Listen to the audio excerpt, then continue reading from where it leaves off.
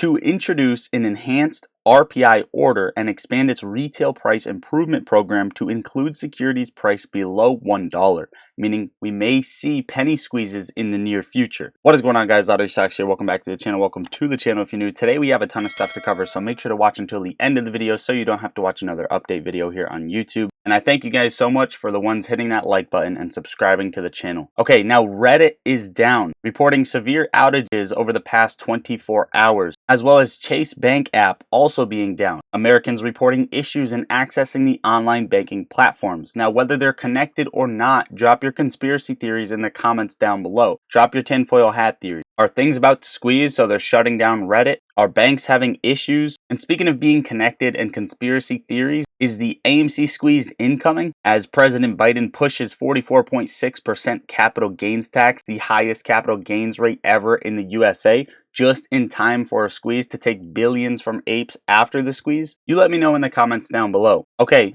Fintel finally just updated their short interest over on AMC up to 19.3%, and they take quite a bit to update this usually, and usually it ends up dropping. Also, Ortex is still reporting 21.38% short interest with 56 million shares shorted. Again, the numbers come from third parties, but we pay attention to the trend, and the trend is that short interest is rising. Okay, touching on AMC's chart, $3.16, down 3.8% on the day. This is exactly what we said was coming.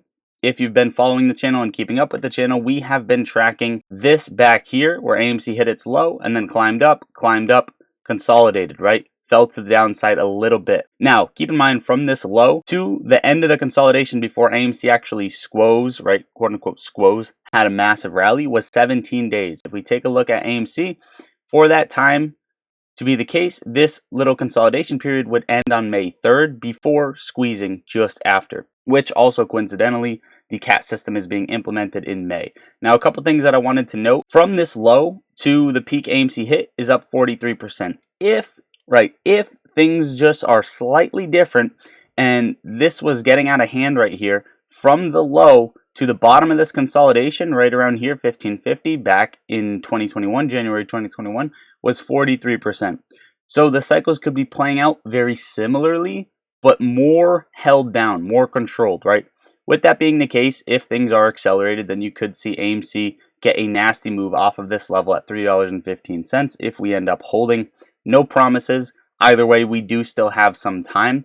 And earnings is on May 8th, so keep that in mind as well. GameStop looking beautiful. This is what we've been tracking, and it's been playing out to a T, trading at almost $11, $10.93, basically flat on the day. Got a nice pop yesterday, and I told you this thing can come up to anywhere from $11.30 to $11.90, and I still stick by that.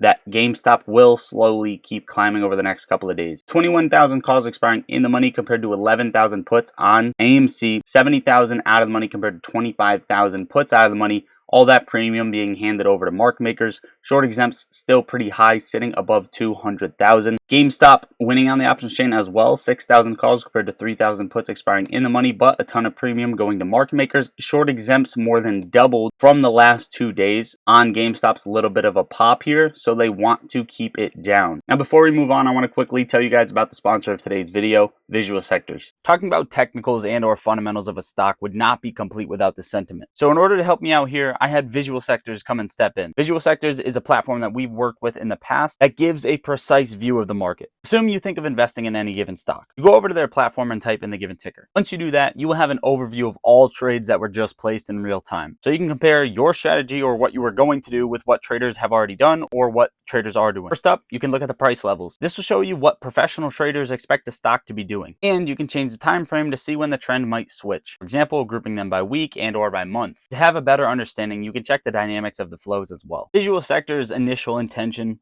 was to give private investors or retail investors like you and I the same exact information that Wall Street gets or big institutional investors. And if you're not yet an expert at using them, Visual Sectors also created a step-by-step guide on how to get better. So they have incredibly useful tools to help you become a more profitable trader. And the approach they use, just for some context and backstory, is vetted by industry professionals who previously worked on Wall Street. And the icing on the cake so far, using Visual Sectors, the previous users have had over an 82.3% win rate. So thanks to Visual Sectors, you can get a 7-day free trial by hitting the top link in the description. And if you decide after 7 days that you like it, they're giving you 40% off for the first 2 months. Thank you, Visual Sectors, for sponsoring today's video. Okay, biggest Bitcoin short squeeze. $9.7 billion worth of shorts will get liquidated if Bitcoin pumps 15%. I wanted to bring this up because Bitcoin has one level that we're watching and has to hold, and April is almost over. Once April is over, we need to make sure Bitcoin is above this level, and that level is 61,500. If we get the monthly candle close above that, Bitcoin is still bullish and confirmed for a move up and or consolidation above this level before a move up. If we get the candle close below that level for the month, that is not going to be a good thing to see, and Bitcoin is trading at 64,700. So we have about 3,000 of a buffer for Bitcoin to potentially drop over the next few days, over the last week of April. And I just want to put that on your radar and let you know that is the case with Bitcoin. Last but not least, with crypto, SEC expected to deny Ethereum ETFs next month, which would not be good for Ethereum. Now, Microsoft has earnings. Meta had earnings last night. Tesla missed on earnings and they ended up rising substantially, but of course it was because of future guidance. Meta had crazy good numbers. They ended up diving 20%. And now we have Microsoft. We also have Google, which we're going to talk about in 1 second.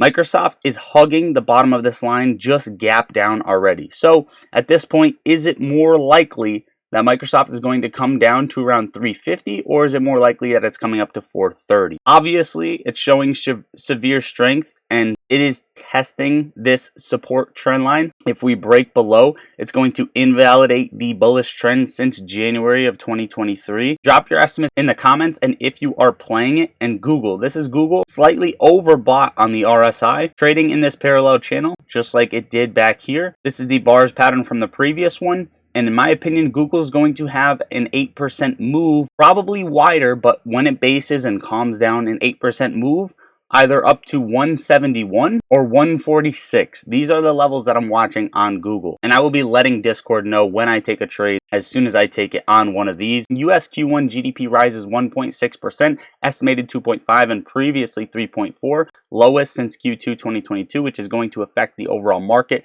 The SPY keeps getting rejected at this trend line. Currently had about a 6% correction.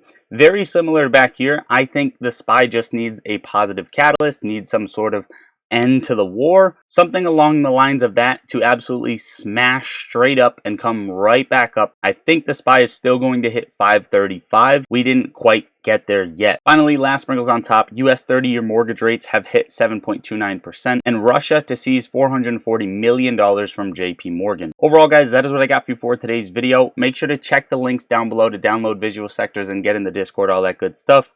I posted a video last night, you might have not been awake for it, BSEM stock to list on major exchange. We covered this stock several times, and each and every time it has catapulted. So make sure to go watch this 7-minute video on what was once a penny stock, now continuing to climb, trying to make you guys some money. That is it, guys. I love you all. Lottery Socks out.